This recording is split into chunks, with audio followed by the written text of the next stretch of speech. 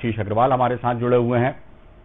आशीष जी, और कांग्रेस प्रवक्ता योगेश यादव जी भी हमारे साथ जुड़े हुए हैं। आप दोनों का ही बहुत स्वागत। आशीष जी, सुन पा रहे हैं आप हमें? योगेश जी, आप सुन पा रहे हैं हमें? जी हाँ, बिल्कुल सुन पा रहा हूँ। बताइए योगेश जी, क्या कहेंगे? मुख्यमंत्री शिवराज सिंह चौहान का आज एक बार फिर दिल्ली दौरा है, प्रधानमंत्री जी से मुलाकात उनकी होना है, किस तरह से देखते हैं जी? हाँ, मुझसे पूछ रहे हैं आप? हाँ जी, आपसे पूछ रहा हूँ। देखिए, अब जैसा प्रचारित किया जा रहा है कि ये जो दौरा है इसका मूल लक्ष्य तो मध्य प्रदेश के विकास के बारे में और विशेषकर जो अनाज का भंडारण है हमारा मध्य प्रदेश में जी, उसका केंद्र मिलने वाली हम 3 विधानसभा क्षेत्र में, 1 लोकसभा में हमें जीतेंगे और उसमें सबसे ज्यादा जो संकट में आएंगे वो शिवराज सिंह जी चौहान आएंगे। वो चाहते हैं कि इसमें सामंजस्यता स्थापित करें और जाकर हाईकमान को सूचित करते रहे या हाईकमान की तरफ से दिए गए, क्योंकि यहाँ विसंगति भी चल रही है, आपस में विवाद भी चल रहे हैं कैंडिडेट के मामले में। हर जगह भारतीय जनता पार्टी में आपसी द्वंद है कैंडिडेट, तो इसलिए वो चाहते हैं कि हाईकमान को विश्वास में लेकर कार्य करें। तो देखा जाए तो यदि शिवराज सिंह जी स्वयं को सुरक्षित करने की कोशिश कर रहे हैं तो इस दौरे को उसी माने में लिया जाना चाहिए। चलिए योगेश जी, आपके पास लौटूंगा। आशीष जी, क्या कहेंगे?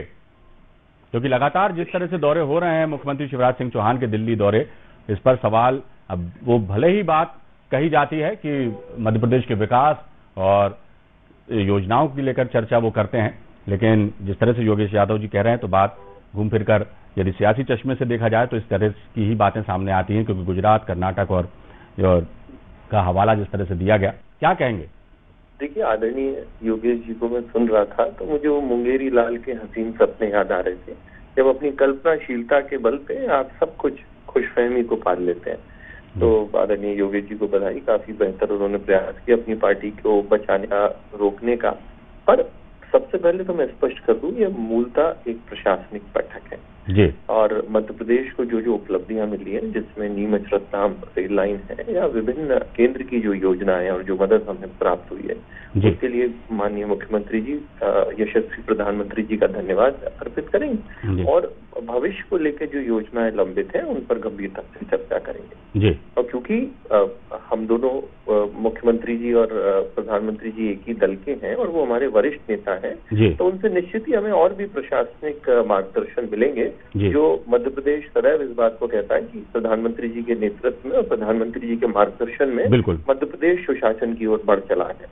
अब कांग्रेस अपनी नीति से, अपनी नियत से ही देखती है, जैसी नजर वैसे नजारे। तो इनके यहाँ जब भी सोनिया गांधी जी के यहाँ जाते थे तो जिस तरह की चर्चाएं होती थी, मुझे लगता है उस चश्मे से इस बैठक को देखने का प्रयास बंद करें।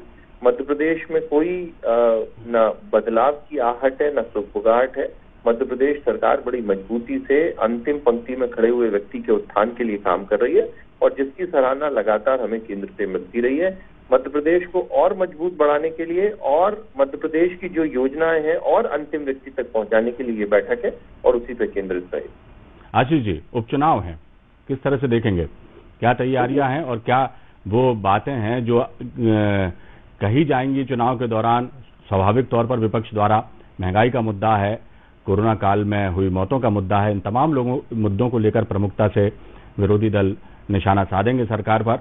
आपको क्या लगता है कि इन जो ये बड़े इश्यूज जो हैं उनके आगे सरकार की योजनाओं का जो उल्लेख किया जाएगा चुनाव के दौरान, वो कितना प्रभावी होगा? क्या लगता है आपको जी? देखिए, सर्वप्रथम तो भारतीय जनता पार्टी चुनाव में जाने के बाद कोई विशेष तैयारी नहीं करती है, क्योंकि उससे पहले जो सक्रियता और जो समन्वय हमारा जनता के लिए होता है तो वो पर्याप्त होता है। तो हमारी चुनाव जीतने की एक ही रणनीति है कि जनता से किए गए वादों का रिपोर्ट कार्ड हम जनता के बीच लेकर जाए और हमारी बूथ स्तर तक का जो कार्यकर्ता है, जो हमारी संगठनात्मक क्षमता है, उसको पुरजोर एकीकृत करके उस ऊर्जा का संचय करें ताकि वो चुनाव में बेहतर रिजल्ट लाए। और पहले अभी जो 28 उपचुनाव हुए थे उसमें आपने इसका परिणाम भी देखा होगा।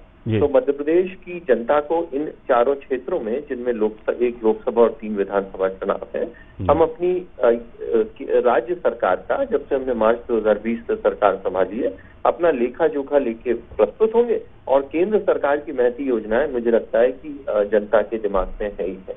इसके साथ 15 महीने का जो काला कुशासन काल था, यहाँ पे चारों ओर भ्रष्टाचार, वादाखिलाफी व्याप्त थी, वो भी जनता को भली भांति याद है। तो यही भारतीय जनता पार्टी का मूल केंद्रित योजना होती है चुनाव जीतने की, जो इन चुनावों में भी रही।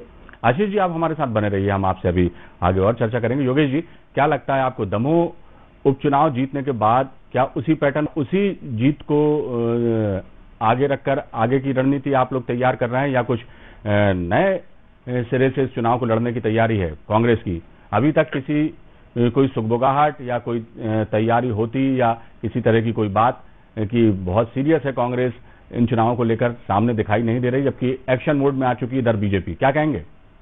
देखिए, इससे पहले दमोह के मामले पे भी हमें ये कहा गया था कि कांग्रेस संगठित नहीं है, कांग्रेस प्रचार में नहीं है, कांग्रेस कहीं पर प्रतियोगिता में नहीं है, यहाँ तक कि भारतीय जनता पार्टी की तरफ से प्रचारित किया गया था। लेकिन जो परिणाम आए तो वो अच्छी तरह जानते हैं, क्योंकि कांग्रेस जनता की जन भावनाओं का चुनाव लड़ती है, और कांग्रेस कभी भी चुनाव एक मैनेजमेंट आधारित नहीं लड़ती है, चौसर की चालें चलकर नहीं लड़ती कि खरीद फरोख्त कर लिया और सरकार बना ली।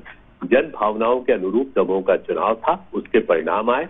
आज भी तीनों विधानसभा और लोकसभा में जन भावनाएं जो मध्य प्रदेश शासन के विरुद्ध है, जो केंद्र शासन के विरुद्ध है, उससे चुनाव लड़ेंगे। कांग्रेस का कार्यकर्ता चुनाव लड़ता है तो कांग्रेस की कार्यकर्ता के साथ जनता चुनाव लड़ती है। आप कितनी भी चालें कर रहे हैं, आप प्रचारित कर लें, आप अपने आप को महिमा मंडित कर दें, आप सरकारी तंत्र का उपयोग कर लें, अंततः जो जनता का फैसला होता है ना, वो फैसला बहुत महत्वपूर्ण होता है, और हम उसी के लिए प्रतीक्षातुर हैं। जहां तक आशीष भाई ने ये कहा कि हम लोग ये कर रहे हैं और बहुत सारी बातें आपने प्रचारित की, तो मैं एक बात बता दूं कि अपनी आंखों पर यदि आप आंख बंद कर लें या पट्टी बांध लें और स्वयं को अंधेरा कर लें, तो ये नहीं होता कि चारों तरफ अंधेरा हो गया। चारों तरफ उजाला है, लोग देख रहे हैं, आप अपनी आंख पर पट्टी बांधकर बैठ गए, तो इसका यह अर्थ नहीं कि आपके विसंगतियां और आपके परिणाम और आपके जो कार्यशैली है। आज आप अच्छी तरह जानते हैं कि मध्य प्रदेश में एक असंतुष्ट विधायकों का ग्रुप भारतीय जनता पार्टी का दिल्ली जा चुका है। कुछ लोग सीएमिंग वेटिंग में है। आप अच्छी तरह जानते हैं, वो प्रतीक्षा कर रहे हैं कि कब हमें मुख्यमंत्री का चांस मिले, और उनका प्रयास अच्छी तरह से ये सब निहित है, इसको कोई राजनीतिक अंतर से हम नहीं बता सकते। और आशीष भाई भी जानते हैं कि अभी मुख्यमंत्री के लिए कौन प्रतीक्षातुर है और मुख्यमंत्री बनना चाहते हैं, तो एक आंतरिक खलबलाहट तो भारतीय जनता पार्टी में चल ही रही है। अब आप ये कहें कि हमने बहुत सारी उपलब्धियां हैं, तो ये जग जाहिर है कि मध्य प्रदेश में क्या हालात हुए हैं, ये आप अच्छी तरह जानते हैं। आंतरिक खलबली तो कांग्रेस में भी कम नहीं है योगेश जी, ये पंजाब का उदाहरण हमारे सामने ही है। बहरहाल राजनीति है, सियासत में कभी भी कुछ यकीनी तौर पर नहीं कहा जा सकता कब ऊंट किस करवट बैठ जाए।